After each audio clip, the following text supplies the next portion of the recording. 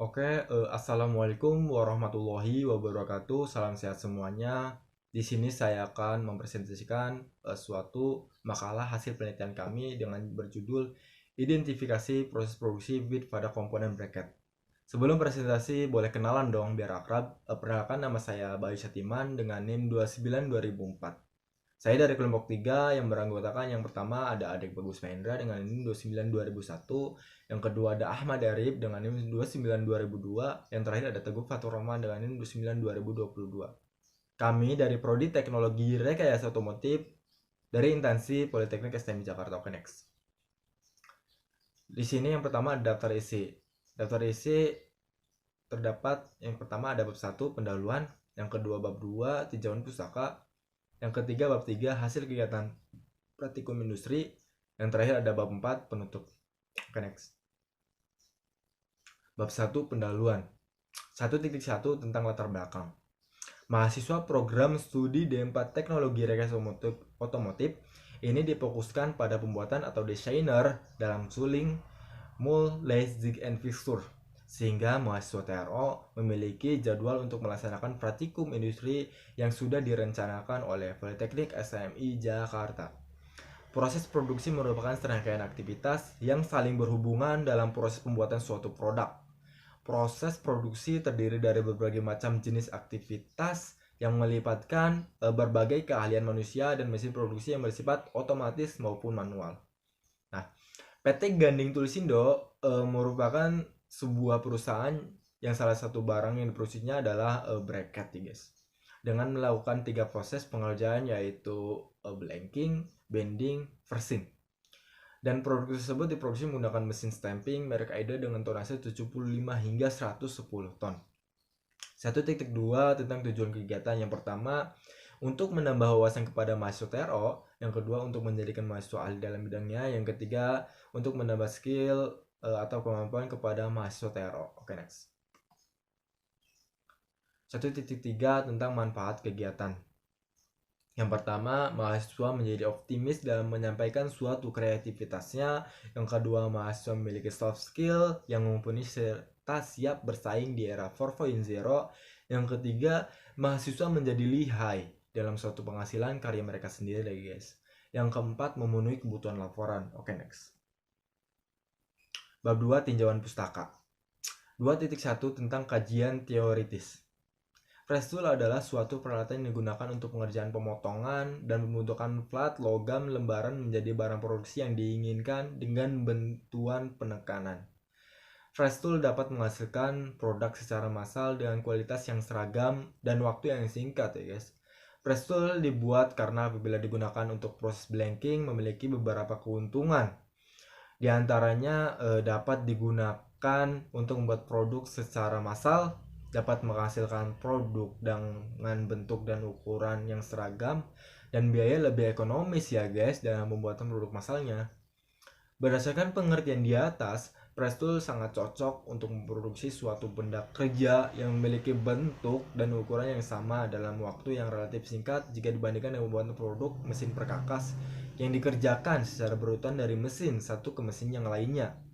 Prinsip kerja dari press tool menggunakan metode tumbukan antara landasan atau biasa disebut patras atau die dengan stempel atau biasa disebut dengan fans. 2.2 pengertian proses blanking. Proses pembentukan atau proses blanking adalah proses produksi dari material dengan memberikan gaya yang berupa pembebanan sehingga menghasilkan deformasi dan perubahan bentuk tanpa ada pengurangan massa akibat material sisa yang disebut dengan geram atau scrap. Salah satu dari proses pembentukan adalah proses pelubangan atau blanking. Oke, next. 2.4 tentang pengertian proses bending. Proses bending adalah proses pembentukan yang lurus tanpa ada deformasi plastik. Material lembaran logam tetap homogen dan isotropik di dalam bending sederhana. Secara umum ada beberapa metode bending yang meliputi stress forming, juga disebut press forming, dan roll forming, forming dengan tekanan tinggi. 2.5 tentang pengertian prosesversing.Versing adalah suatu proses pemotongan untuk mendapatkan lubang pada part. Lubang yang dihasilkan bisa bulat, persegi, atau bentuk lainnya, tergantung dari bentuk fansnya. Pada proses forcing terdapat scrap atau bari atau biasa disebut dengan geram. Oke, next. Bab 3 hasil kegiatan praktikum industri. 3.1 tempat dan waktu pelaksanaan. Waktu yaitu hari Jumat 15 Januari 2021, tempat di PT Ganding Tulsindo. 3.2 tentang metode penelitian. Metode pengamatan yang digunakan dalam melakukan proses penelitian diantaranya yang pertama metode observasi dan wawancara. Metode ini saya pakai untuk mengamati secara aktual atau nyata dalam melakukan identifikasi proses produksi bracket. Mengamati dimulai dari melihat proses produksi dan mencari salah satu karyawan dari PT Ganding Tulsindo. Yang kedua, metode deskriptif. Selain metode observasi, saya juga menggunakan metode deskriptif ya guys, untuk menyempurnakan pada proses identifikasi pada kali ini. Dimulai dari menulis hal-hal yang telah disampaikan narasumber sesuai fakta di lapangan. Oke, next. 3.3 tentang pengolahan data. Editing yang kami lakukan adalah dengan suatu software yang bernama Microsoft Word 2010, serta ketika kami akan presentasi, kami menggunakan software PowerPoint 2010. Semuanya editing ini bertujuan untuk suatu penyusunan laporan serta mempresentasikan suatu hasil dari yang saya dapatkan ketika observasi atau penelitian di industri. 3.4 tentang hasil kegiatan. Nah, di sini ada penting dulu ya guys. Ciri kekawan pada suatu komponen terdapat banyak bit atau bidu. Nah, fungsi dari bit atau bidu adalah supaya mobil tidak bergetar saat di jalan berlubang dan mobil tetap stabil. Selain itu, fungsinya juga untuk estetika kendaraan ya guys. Bit atau bidu pada komponen bracket adalah untuk tempat mengaitkan pipa. Untuk membuat komponen bracket dua-dua ini ada beberapa langkah yang perlu dilakukan. Yaitu yang pertama, penyediaan bahan. Bahan yang dipakai dalam bersih bracket 22 adalah SPHCVO.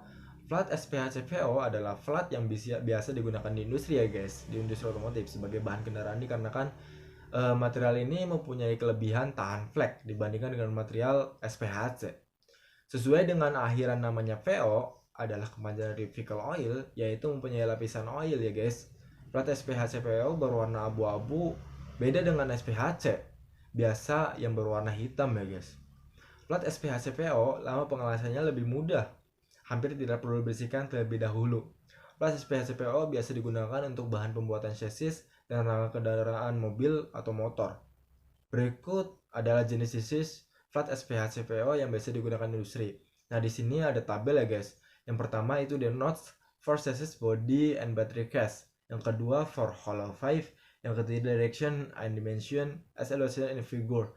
Berarti yang pertama itu ada untuk for chassis body and battery. Itu tingkatan yang pertama plat SPHCVO hitam 1,6 sampai dengan keakurasian berat lembarnya itu sampai mencapai berapa itu? 7,870 SPHC. Ya guys. Yang kedua itu for hollow 5 untuk FIFA ya guys. Nah, rasionya itu dia mencapai 0,3.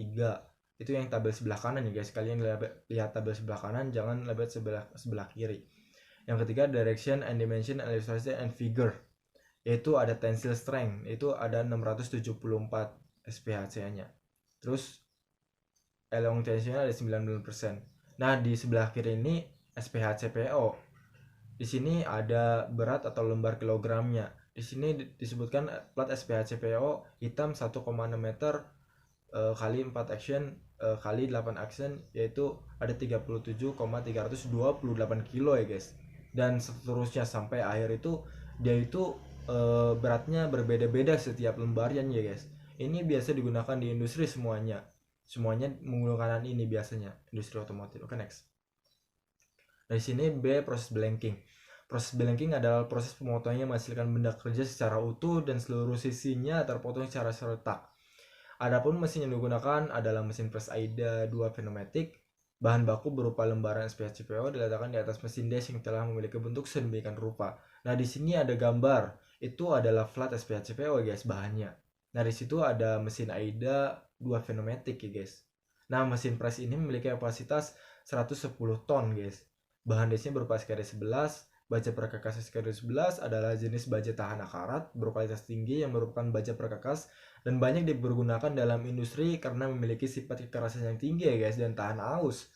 Pada proses ini bead atau bido masih belum terbentuk guys. Di proses blanking ini bead atau bido belum terbentuk. Kenapa? Karena pada proses ini hanya digunakan untuk memotong lembaran baja SPC PO menjadi suatu bentuk komponen yang diharapkan. Oke, next.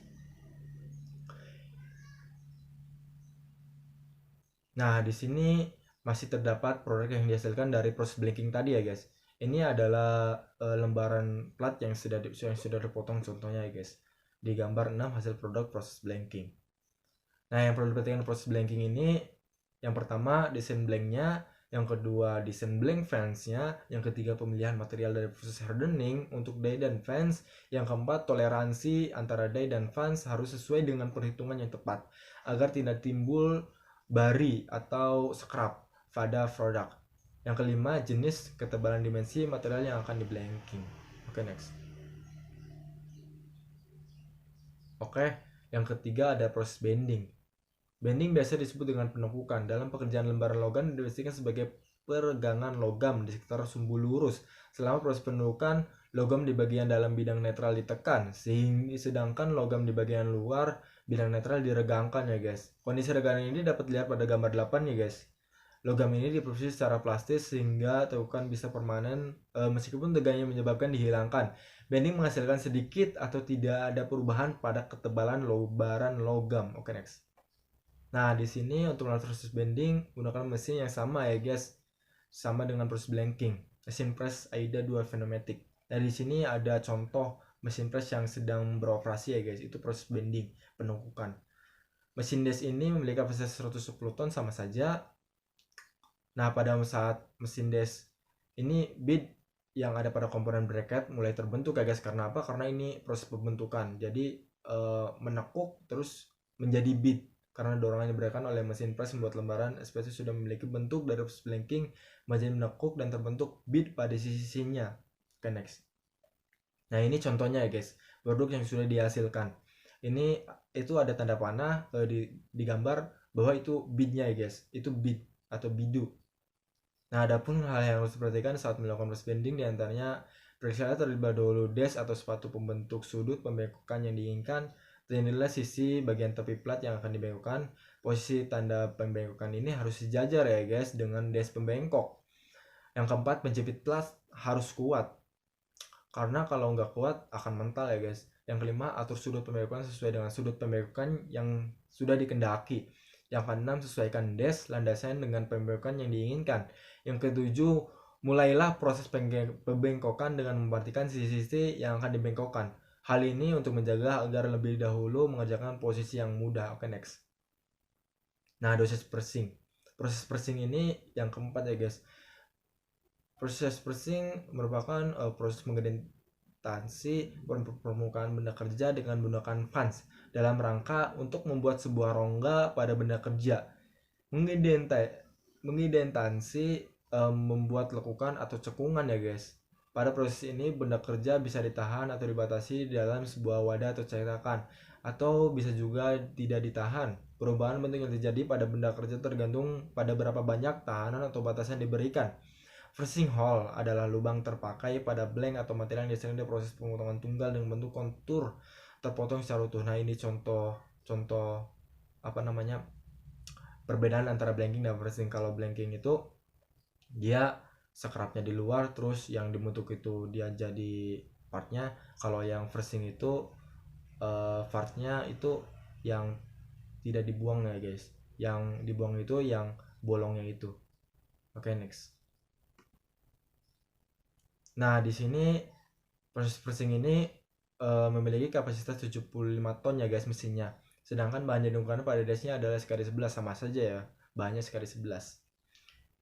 Nah, ini adalah proses freezing, dia melubangi doang ya guys. Yang sebelah kiri itu ada gambar, itu sebelah kiri itu adalah hasil part yang dihasilkan. Untuk proses juga sama dengan yang ada proses blanking ya guys. Terdapat gaya yang menyebabkan terbentuknya freezing. Beberapa hal yang mempengaruhi gaya freezing diantaranya luas penampang fans, bentuk dari ujung fans, kekuatan material, dan besarnya gesekan pada permukaan unsur. Besar tekanan pada freezing bisa berkisar antara 3 hingga 5 kali kekuatan material ya guys.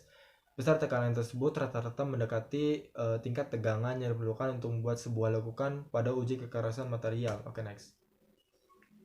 Bab 3. Di sini masih ya guys. Yang kelima itu ada proses pengukuran. Pengukuran yang pertama menggunakan jig go no go. Sebenarnya ini adalah sebuah alat inspeksi yang penggunaannya hanya untuk memeriksa toleransi benda kerja terhadap ukuran yang diizinkan melalui tes go atau no go gitu guys. Alat uji ukur ini dibuat untuk inspeksi cepat dan sederhana sesuai ukuran batas pekerjaan yang diukur. Salah satu sisi atau ujung pengukur dibuat agar sesuai dengan maksimum dan ujung lainnya ke ukuran minimum yang diizinkan. Fungsinya juga untuk menentukan apakah dimensi sebenarnya dari pekerjaan berada di dalam atau di luar batas yang ditentukan. Nah, di sini gambar 15 itu bendanya ya guys, jigonogonya, yang itu hasil pengukuran menggunakan jigonogo. Oke, yang kanan. Oke, next. Nah, proses pengukuran jigonogo, cara mengukur benda kerja dengan alat ini yaitu sebagai berikut. Yang pertama, menggunakan APD ya, atau alat pelindung diri seperti sarung tangan, sepatu safety, baju panjang, celana panjang, dan SOP sesuai dengan kebutuhan industrinya.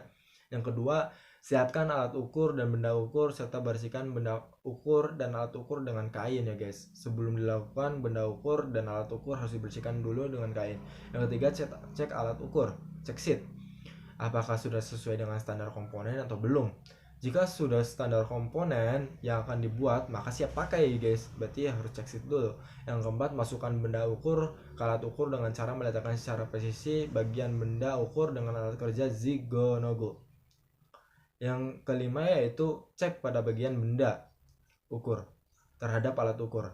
Jika benda ukur renggang, berarti di bagian benda ukur tersebut masih terdapat bari ya guys. Kalau renggang di dalam benda ukur itu masih terdapat bari atau scrap, dan harus di finishing menggunakan gerinda atau A+.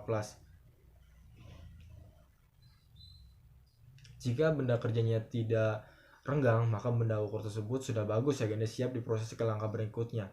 Yang keenam yaitu pengukuran sudah selesai, maka bersihkan meja kerja, benda ukur dan alat ukur menggunakan kain, serta tempatkan kembali benda ukur dan alat ukur ke tempat semula ya guys. Oke, next.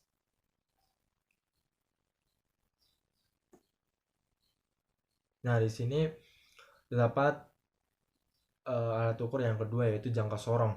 Alat ukur yang mampu mengukur jarak luar atau jarak celah, itu jangka sorong ya guys. Jarak celah atau lubang dan kedalaman suatu objek dengan tingkat akurasi dan presisi yang sangat baik sampai kurang lebih 0,05 mm. Cara membaca hasil pengukuran dari ketiga fungsi alat tersebut dilakukan dengan cara yang sama ya guys. Alat ini dipakai luas di industri karena memiliki tingkat akurasi dan presisi yang cukup tinggi, mudah digunakan, mudah dibawa kemana-mana, dan tidak membutuhkan perawatan khusus. Ini gambar contoh jangka sorong ya guys. Nah, di sini cara melakukan pengukuran menggunakan penilaian kaliper atau jangka sorong sebagai berikut. Yang pertama, biasa menggunakan APD terlebih dahulu seperti sepatu safety dan sarung tangan dan sebagainya. Kedua, membersihkan benda ukur dan alat ukur dengan kain bersih. Yang ketiga, merapatkan rahang bawah dan mengecek posisi skala pada angka 0. Yang keempat, melakukan pengukuran benda ukur yang diletakkan di atas meja ukur dan pegang penilaian kaliper jangka sorong untuk memulai pengukuran sesuai bagian yang harus diukur. Yang kelima, memastikan posisi pengukuran benar ya guys. Yang keenam, mengunci baut mengunci rahang, jangan sampai dikunci. Kalau nggak dikunci ya pasti bakal bergeser dan ukurannya tidak stabil. Yang ketujuh, membaca nilai ukur dengan posisi tegak lurus dengan memastikan lingkungan terang. Pembacaan jangka sorong dilakukan pada dua bagian, yaitu skala utama dan skala nunis atau vernier. Skala utama dapat dibaca di bagian bodi utama yang diam ya guys, dan skala nunis dapat dibaca di bagian rahang yang bisa digerakkan gitu guys. Yang kedelapan, menulis nilai ukur pada format yang sudah ditentukan. Yang 9, melanjutkan pengukuran pada bagian pengukuran yang lain. Oke, next.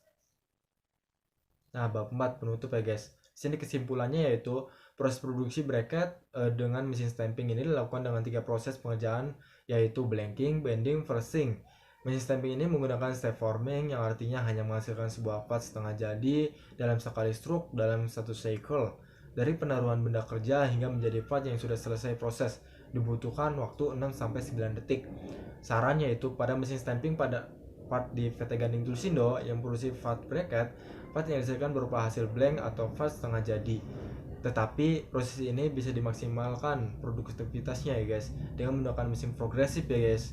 Berarti yang bisa melakukan beberapa proses pengerjaan dalam 1 menit sehingga dapat menghemat biaya tenaga operator. Oke, itu saja dari kelompok kami. Terima kasih.